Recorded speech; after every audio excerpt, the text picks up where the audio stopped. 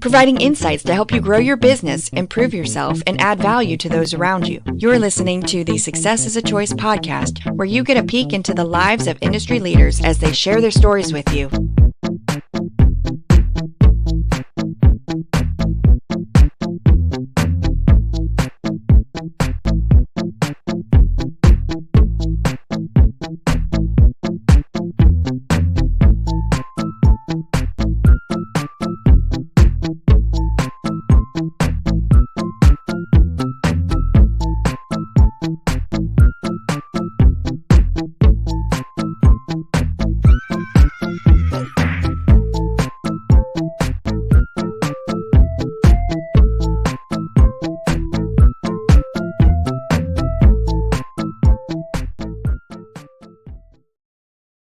Hey, everybody. Welcome to the Success is a Choice podcasting network. I'm your host, Jamy Bechler. And before we get into our guest today, I want to remind you that today's episode is made possible by freeleadershipworkshop.com, freeleadershipworkshop.com, weekly webinars on culture, teamwork, leadership, captain, success, coaching, you name it. We probably have it. If you're a coach, a leader, an educator, you will definitely want to check out these free live sessions at freeleadershipworkshop.com, freeleadershipworkshop.com. Hey, today's guest is Matt Mueller. Matt is the Chief Operating Officer of Hudl. Yes, most of you probably know Hudl. They run the world when it comes to video and data. If you've got a kid, if you're associated with athletics, you definitely know what Hudl is. But Matt, welcome to the show. Hey, thanks for the intro, Jamie, and I'm glad to be here. Yeah, for the five people listening that have not heard of Hudl, give a little overview of Hudl's history and what you guys do over there. Yeah, so for the history, the high level of Hudl is we like to think of ourselves as changing the world of sports, and we're trying to provide tools that allow athletes to reach their maximum potential. And we believe if we can help athletes, reach their max potential, we can help coaches win more games and teams win more, and everyone kind of get the full value out of sports. And so we do this at the core by providing an amazing suite of coaching tools that help coaches, analyze video and data, bring all of that together, build coaching plans, whether it's for winning on the field, pitch, or court, or helping improve your athletes. We build recruiting tools around that. And then over this last year, we've just started to unleash a whole suite of tools that allow organizations to more effectively connect with their fans. So think about a live stream from a game and a digital ticket, being able to feed fans highlights, automated recaps from the game and summaries like that, at a high school or, even a smaller college level just wasn't accessible to them in the same way that you see with maybe elite institutions and professional teams around the world. And so we're excited to continue to provide these opportunities to help teams and bring the world of sports, kind of to the next level. Well, you have your hand in pretty much every high school or nearly every high school, so many colleges. Are you somebody that was involved in sports when you were younger? Did you go through the recruiting process? Is this like second nature for you? I played a lot of sports. I was never good enough to get recruited. My world, I always joke, the story I tell, we all have these moments if you're on this side of the sports world where you knew you were no longer, viable as a player, right? And mine was 14 when I got dunked on in an AAU basketball game in Texas. I said, well, this is the end of my basketball career. And, it's been fun from there. But, I think many of us and anybody listening to your podcast probably has had the experience of how valuable coaches can be, right? As somebody that, maybe it's a mentor in your life, and maybe they instilled some level of discipline and resiliency into you, or maybe they helped you figure out, just how to, push yourself to the next level and drive and get more out of you. And so for us, when we looked at, hey, I played sports, I had some amazing coaches that were mentors in my life that put me on a really great path. And so when I looked at it, said, like, how can we help more athletes have access to this? How can we help create more coaches like this? And so for us, while I was never a professional athlete or even a college athlete, I was really passionate about athletics growing up, and it's kind of driven what we do today. Yeah, I remember when I was being recruited or back in high school, we would have to take the VHS tapes Sure. and find, get the coach to loan it out. And then we'd have to find somebody that would be willing to record that onto another tape. And then we'd send it out and then hopefully get it back from the coach. Cause we didn't have many copies of that game tape. It's a little bit easier now for high school kids. Yeah. Even when Hudl started, I always tell people, reset your brain back to 2006. Cause that's when we got our start. YouTube wasn't owned by Google at that point, right? They were still running separate stuff. Netflix shipped you DVDs in the mail. And Blockbuster was still a thing, right? You'd go to the local Blockbuster and rent a movie you're going to watch for the weekend. But the primary form of recruiting at the time, video, was DVDs. And VHS tapes in a lot of ways were easier to create a highlight edit or share game tape, because you could go VCR to VCR. DVDs were really challenging, and it made it a really cost prohibitive thing for athletes to get recruited. And you'd go into colleges and see how much time they were wasted, or just stacks and stacks of DVDs that they were at, and there were just diamonds in the rough, just lost in there. And now with Hudl, that was one of our big things, was how can we remove this? How can we democratize recruiting and give every athlete the shot they deserve, and give them a chance to get noticed? And so, hey, you've got your video on Hudl. It's 2 quick clicks, and now suddenly you've got a highlight that you can share out to coaches, and boom, now you're getting looks. And the stories are plentiful about athletes that have just taken advantage of that and pushed themselves. We don't really take any credit. It's they're doing all the hard work, but we're excited to be a part of that journey. Well, you mentioned Netflix, and some of the young people watching or listening to this show, they have no clue about Netflix and how they started, and how you would get one DVD at a time. And when you watch that, then you have to put it in the mail. And then eventually you'll get another DVD, and you keep it as a rotation. People now, my son has no idea when he's flipping through Netflix on TV, what we used to have to go through with Netflix. I was joking about that with people. I was on a call with our team in Europe earlier this morning, and I was talking to about my old CD folder that I used to have in my car, right? And how I would just change music. And now my son he's 14, he's going to turn 15 here in March, and I'm like, hey, when you're driving, you cannot stare at your phone. And meanwhile, I'm thinking about to me, like, I'm changing CDs in the car. Like, that was probably just as dangerous, staring down at which one I was going to put in place. But it's kind of funny how, the tech changes, but some of the challenges don't. Well, the real question is, how big was your CD changer? Did you have a 9-disc changer? Did you have a 2-disc? Six, but it was in the back. That was the real problem. It's a 6 and it was in the back of the car. So you really had to plan it out, which 6 you wanted in there before you got going. Well, my son always calls me a boomer, because that's what you call older people now, whether they're a baby boomer or not. But definitely a boomer thought to think.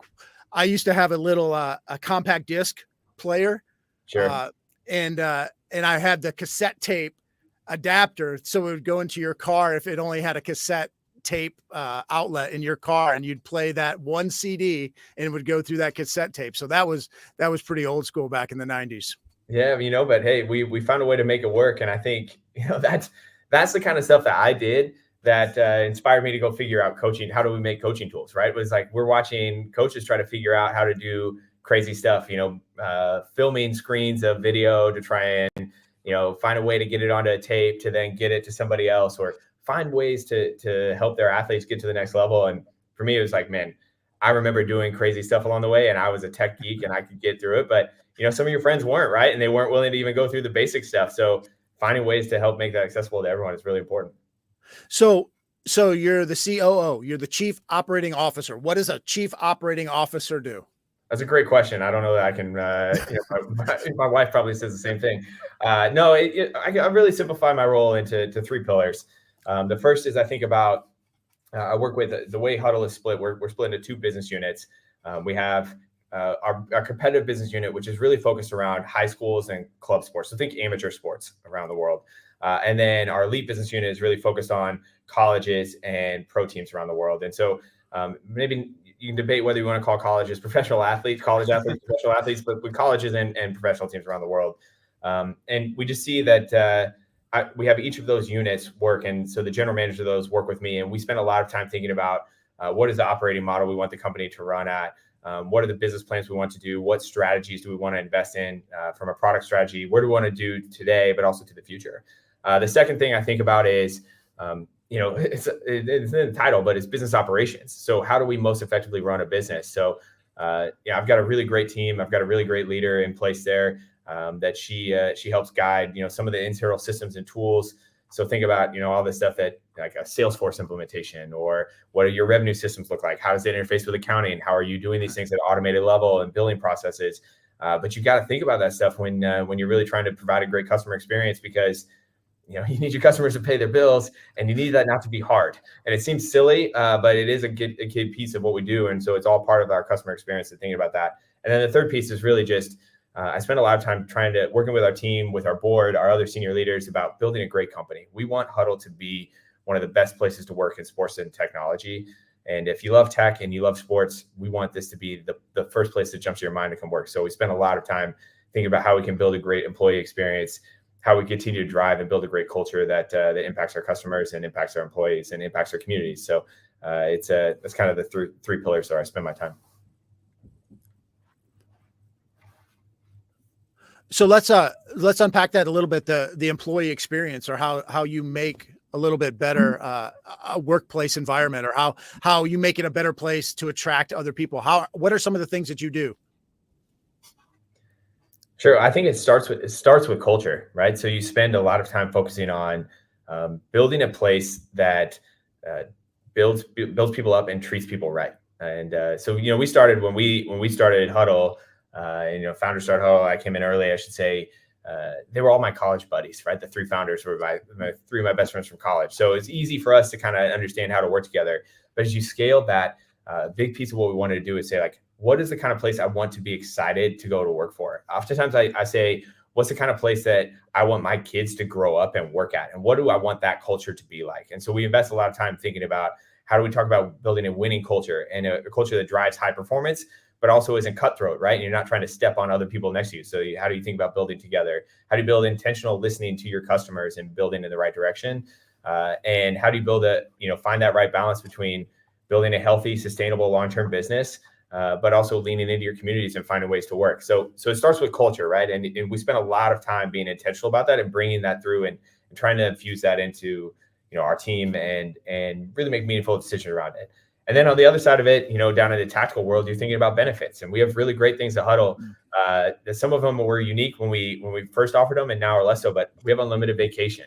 If you're in our Lincoln, Nebraska office, you get free lunch every day, right? Like it's, we'll have happy hours for our team that everyone kind of does that stuff. But, we try to do it with unique spin or centered around like the Nebraska women's volleyball match that was here earlier in the year. That was awesome. 92,000 people at Memorial Stadium watching a volleyball match. Well, we threw a happy hour before it. We're like, bring your family, bring your friends, like come to Hudl and like, let's celebrate here for a couple hours and then go over, rather than, staggering around. So it's how do you infuse and find that cool balance between sports and community? And the good news is, in Lincoln and really everywhere, sports is such an easy thing to rally around and a fun thing to do that you get these cool opportunities. But if you build the right culture and bring in the great people, it makes it a lot easier to do some of that tactical stuff too.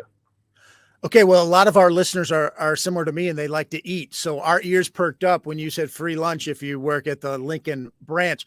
Is that something where every day what you're going to get? Like there's Taco Tuesdays, you have different themes. Is it a cafeteria type thing, or is it just pretty much peanut butter and jelly sandwiches every day? But we can say that we offer lunch every day. Yeah, no, it's we have a couple high-end chefs that come in. They set out a menu at the beginning of the week, so what it's going to be.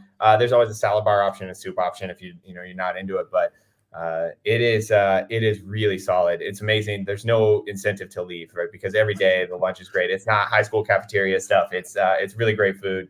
And it's a really neat perk to offer our team, because it just removes for anybody who's worked in I always say the real world, right? Like if you've worked a job and everyone has this experience, you go through your day and maybe at 10:30, your buddies at work, everyone's starting to say like, hey, where are we going to lunch? Like what's lunch going to be, right? And at 11:30, you leave for lunch and you go somewhere and you get lunch and you get back to the office maybe at 12:45 or 1, and then you got to kind of like get yourself back into the gear. But you think about how much time you lost, not just going to lunch, but thinking about lunch and talking about lunch and then recovering from lunch. And instead, here in the office, like, it's going to be a great lunch. It's on the 7th floor. You're going to go up there. You're going to sit down next to other people. It's free coffee, free soda, all that stuff too. But the food's going to be really good. And so you're not even going to say like, oh, where am I going today? It's just like, oh man, this lunch is going to be great. You go upstairs, you sit down, you have some great combos, you go back down to work. And so you're just more efficient in your day, which oftentimes actually frees up time for you to get home at a reasonable time. Like get home and see your family, or when you're at home, you're not having to worry about getting your presentation done for the next day because you got it done at work. And that to me has been really important. It's about creating a cool environment around that. Okay. So you mentioned unlimited vacations. How does that work for an employee? And have you seen that is a positive thing for your company as in charge of operations? Do you feel like you're more efficient and operate better if you have quote unquote unlimited vacations for your employees? Yeah. I'll give you two stories on this. But the short answer is yes. It's been a huge win for us. I think we're a company that values outcomes and not, work, right? Like I don't need you to work 70 hours for me. I need you to get this job done. That might mean you need to work 70 hours a week sometimes, but it might mean you can get it done in a different way. And that's okay too. So let's make sure that the outcomes make sense here. And we're going to continue to drive and push for lots of outcomes, but I'm not tracking your hours. And when we actually uncovered this was when my son was really little and my wife was a teacher. And so it was really hard for her to take my son to the doctor's appointments that you take, your kids to. So I was always the one taking him. And I remember being like, okay, hey, I'm going to try and schedule this one around lunch. And so, maybe I'm only going to count like half an hour vacay and, I'll do this here. And the CEO is just like, this is the stupidest thing in the world. You work like 80 hours a week for this company. Why are we counting how many hours you take on vacation? I don't need to count that. I know you'll do your work. Just go take your kid and go. And then kind of expanded that to like, if you can really trust your employees and lean into them the right way, that's the key, right? So, hey, I know that I can trust you to get your job done. So you're not going to take advantage of me. And honestly, you have all kinds of structures around that catch that stuff. And frankly, we've never had it because our employees know, take the time off you need to recover and come give me max effort while you're here.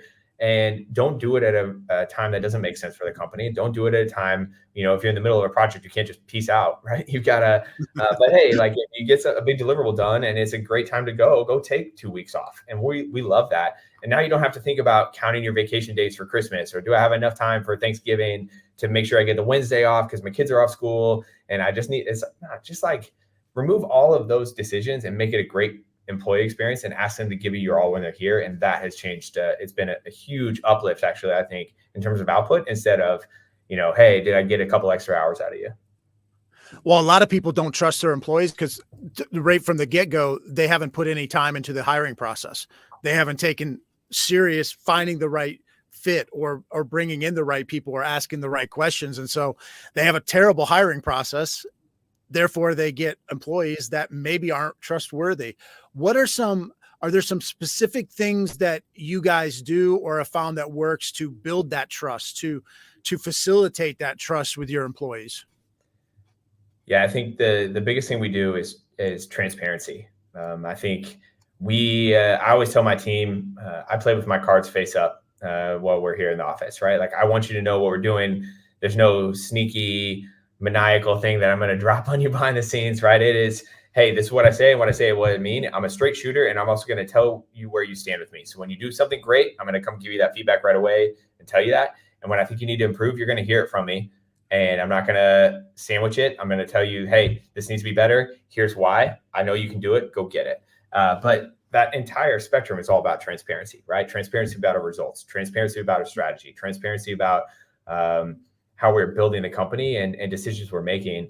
And I think if you can build that transparency and trust, you build it into your team where they want to go find more people they trust. So in the hiring process, they're looking for people. They're like, hey, I got it. Like this is a trustworthy person, and they're going to work hard, and they're going to be, a great fit. Let's go bring them into the fold here and go. And so you become really intentional about building that. Transparency is easily the most important thing we've done in building that trust with our employees. And then the other thing is we just tell them, hey, look, we're going to treat you like adults. And we expect you to act like adults around here, right? So clean up your trash, right? Simple things that doesn't happen, and you laugh about it, but it's crazy. If you go to other offices and you'll see stuff just like thrown in a corner, or like stuff that your kids do at your house that like makes you want to pull your hair out, but people do it at the office. And so, for us to say like, be adults, do things the right way. And, we trust you to do it the right way. And everyone just does. Like, I think that's the cool thing about it. And then the culture handles itself if it doesn't, right? If somebody's doing something off, their manager will handle it, or they'll have a conversation and move in that direction. Well, you mentioned Netflix earlier, and I think Netflix has gone through the iteration of their business like a lot of people, where they're an upstart or they're new, and then they pretty much own the market to a degree. You guys, for the most part, own the market, or you're at least people associate online video recruiting videos with Hudl. What do you do to stay fresh, to keep it going, to keep advertising, to keep marketing, to keep your brand out there where you don't rest on your laurels or say, well, we're in all these high schools or this many high schools, this many colleges, or this many people are using it? How do you stay fresh from a marketing perspective, from a branding perspective, where you don't get too big or rest on your laurels, as I said earlier? Yeah, it's a great push. I think first of it, you start by being customer centric. And I tell our team a lot, and I'm going to borrow a phrase that from one of our leaders in Europe that just gave it to me. He really summarized it well, which is we're on a journey with our customers. And every day we're on a journey with them, right? And so we should be constantly looking at how we can improve their workflows and constantly looking at ways to give them more value. So, hey, great. We did a great job with Hudl, and we did a great job with recruiting. And we could have stopped there and let other people pick up the baton and go run and find the other ways to do this. But I think that would have been letting our customers down. And so if you really instill a customer first mentality here, like we are here to provide a service to our customers. We're on the journey with them. We're not pulling them along the journey. We're not just like yelling at them across something and saying like, buy this stuff from us and like take it or shoving it down their throats. Like we really look at ourselves as building this relationship together.